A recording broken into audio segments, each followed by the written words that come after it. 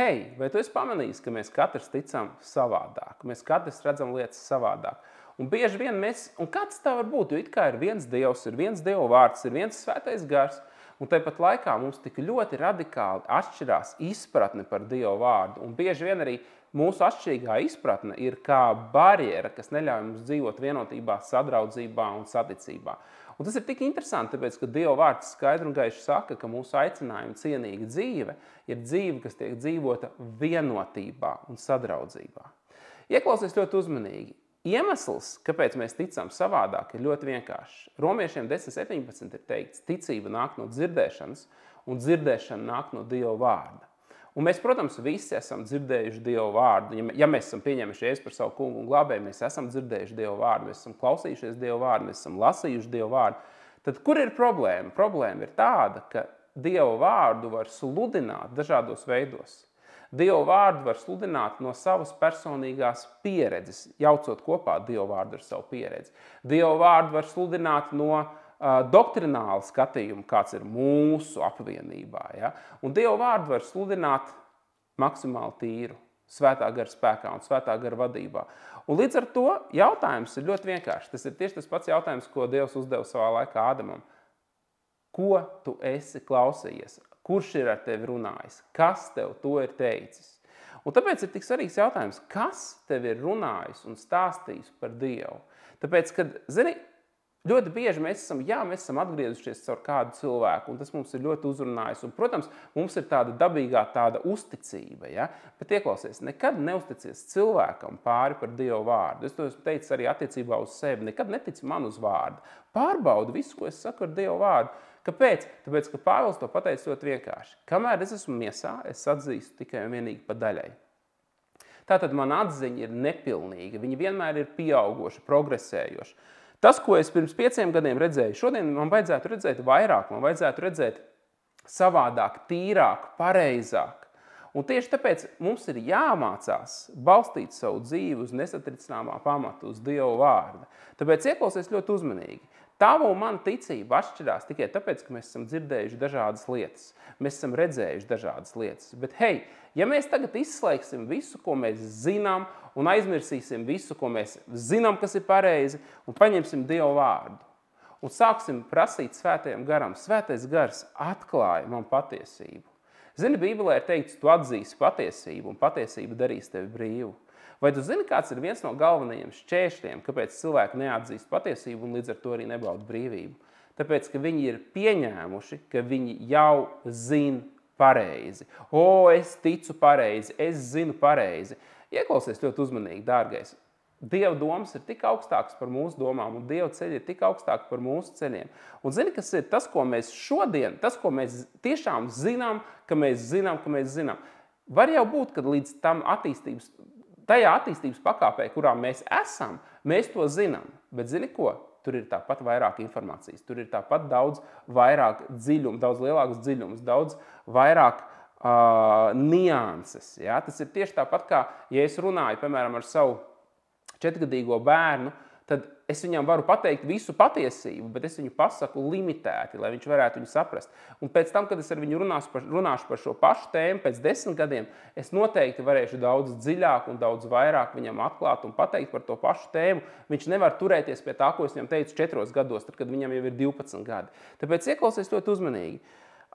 Es esmu pamanījis, ka ir neaprakstām daudz brīnišķīgu Dievu cilvēku, kas mīl Dievu un tic Dievam, bet kad ir runa piemēram, par tādiem jautājumiem kā dziedināšana.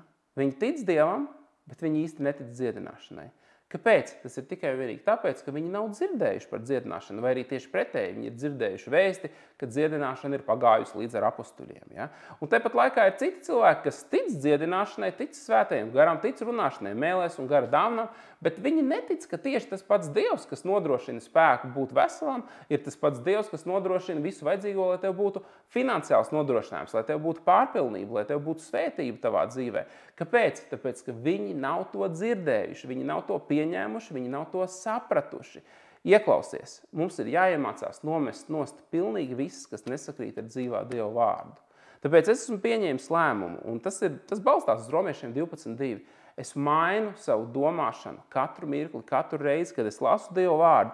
Ja es ieraugu kaut ko, ja es Dieva vārdā ieraugu kaut ko, kas nesakrīt ar manu ticību, es mainu savu ticību. Es izvēlos ticēt saskaņā ar Dieva vārdu, jo nepareiza ticība nav nekas cits kā ticība, kas rada šķēršļus.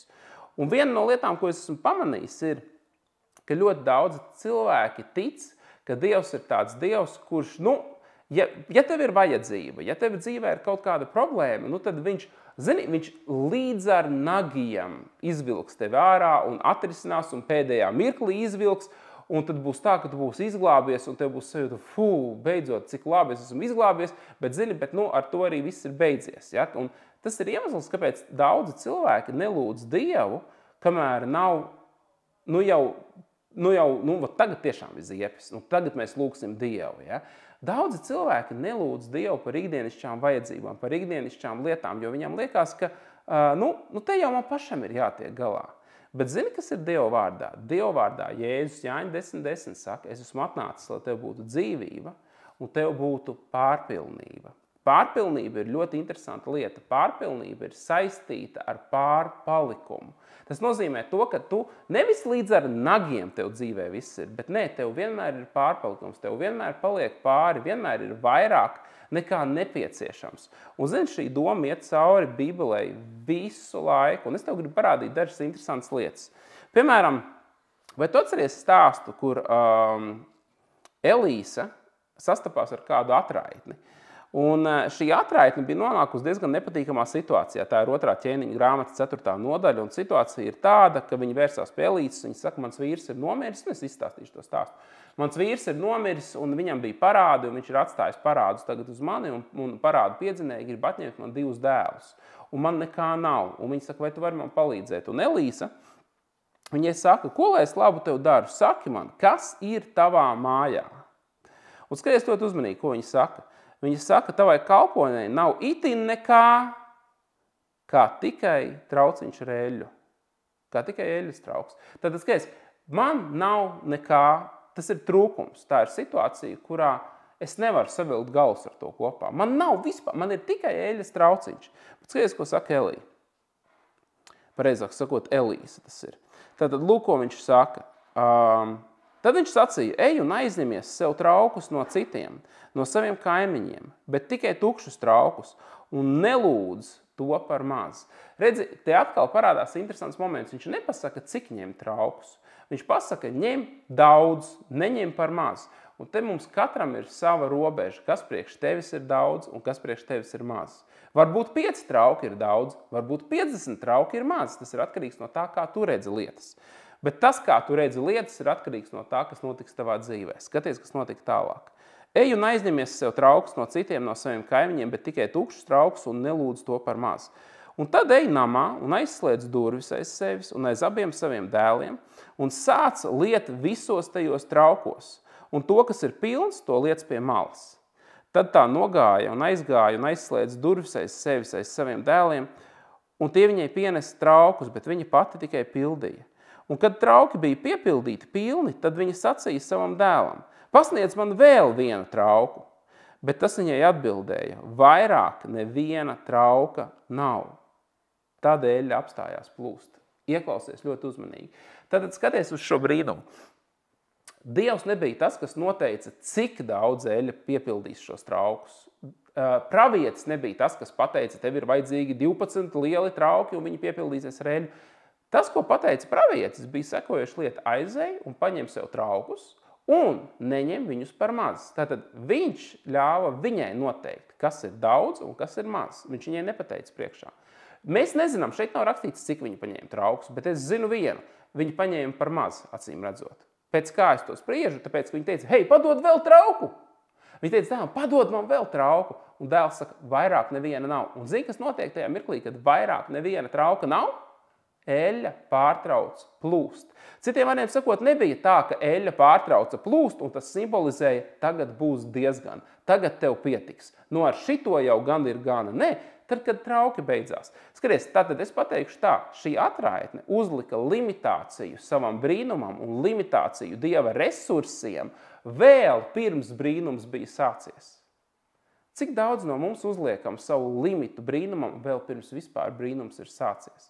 Vēl pirms lūkšanā mēs esam pateikuši amen, bieži vien mēs jau esam noteikuši savas limitācijas. Nevajag šīs limitācijas. Padod man vēl trauku, vairāk neviena trauka nav, tad eļļa apstājās plūst. Un zini, ko teiktu lielākā daļa kristiešu? Noteikti tas ir tāpēc, ka tieši ar šo eļļas daudzumu viņi varēja atdot savus parādus. Bet atceries, Dievs ir pārpilnības Dievs. Viņš nav līdz ar nagiem Dievs. Tāpēc skaties, kas bija tālāk. Un viņa aizgāja un to pateica Dievu vīram, un viņš tai sacīja: ej un pārdod eļļu un samaksā savu parādu. Skaties tālāk. Un no atlikuma tad pārtiec pati ar saviem dēliem. Tad skaties, šī ir atraitne bez ienākuma avota ar 2 dēliem. Vīrs, kas ir apgādnieks, miris, parādi. Un eļļa bija tik daudz, ka viņa varēja, netiskais uzmanīgi, viņa varēja atdot visus parādus, un tālāk viņas dzīve bija nodrošināta. Un tāpat laikā viņa pati uzlika sava brīnuma limitu ar to, cik daudz traukus viņa izvēlējās. Ok, paskatīsimies uz vēl kādu citu stāstu. Tepat 2. ķēniņa grāmatā stāsts saucās 100 vīru paēdināšana. Atkal runa ir par Elīsu. Un šeit ir teikts, un kāds vīrs nāca no Bāla Šališas, un viņš atnesa Dievu vīram pirmās ražas maizi, 20 miežu maizes, dažas briedušas vārpas savā maizes darbā. Un tas sacīja: dod tiem ļaudīm, lai viņi ēd. Bet skaties, kā reaģē cilvēks. Cilvēks saka to šādi. Bet viņa apkalpotājs atbildēja: ko tad, lai es ceļu priekšā 100 tādiem vīriem? Citiem vārdiem sakot, tas, kas šeit ir, tas taču nav vispār nekas, man te nav ko iedot. Skaties uzmanīgi. Ko lai es ceļu priekšā 100 tādiem vīriem? Tomēr viņš pavēlēja, Dievvīrs pavēlēja: dod tiem ļaudīm, lai ēd, jo tā saka tas kungs, tie ēdīs un vēl pāri paliks. Un kad viņš tiem lika priekšā, tad tie paēda, un viņiem palika vēl pāri, tā kā tas kunga vārds to bija apsolījis. Ja mēs paskatāmies uz Jēzu, mēs redzam jaunajā derībā, kā Jēzus paēdināja tūkstošiem cilvēku. Tur bija neskaitot vīrus un sievu, neskaitot sievas un bērnus bija 5000, tātad runa ir 25 līdz 30 tūkstoši cilvēku. Un viņš paēdināja ar dažām maizēm un dažām zivtiņām. 5 maizītes, 2 zivtiņas, un viņi savāca vairākus grozus pāri. Hei, es gribu, lai tu kaut ko saprastu. Dievs ir pāri. Kā es to pareizi pasaku? Viņš ir pārpilnības Dievs. Viņš ir vairāk nekā El Shaddai tulkojās kā Dievs, ar kuru ir vairāk nekā nepieciešams. Tāpēc es tev lūko gribu pateikt. Iespējams, ka Dieva vārds, ko tu esi dzirdējis, ir tevi izraisījis mentalitāti un domāšanu par to, ka Dievs ir Dievs, ar kuru var piepildīt vajadzības.